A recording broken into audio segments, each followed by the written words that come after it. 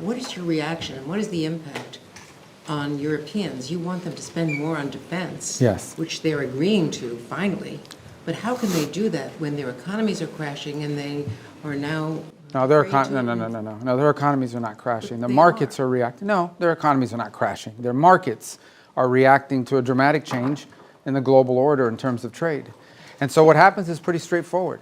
If you're a company and you make a bunch of your products in China, and all of a sudden shareholders or people that play the stock market realize that it's going to cost a lot more to produce in China, your stock is going to go down.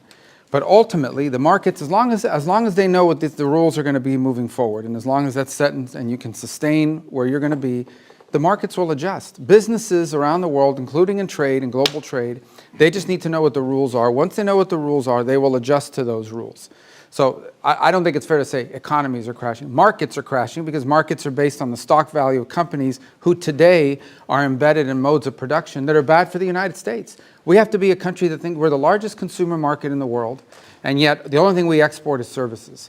And we need to stop that. We need to get back to a time where we're a country that can make things, and to do that we have to reset the global order of trade. There's a long lead term, and the other part of my question.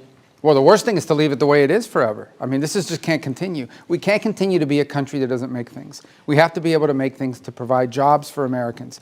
And that's it. It's that simple. China, as an example, I mean, it's outrageous. I mean, they don't consume anything. All they do is export and flood and distort markets, in addition to all the tariffs and barriers they put in place. So the president rightly has concluded that the current status of global trade is bad for America and good for a bunch of other people, and he's going to reset it, and he's absolutely right to do it.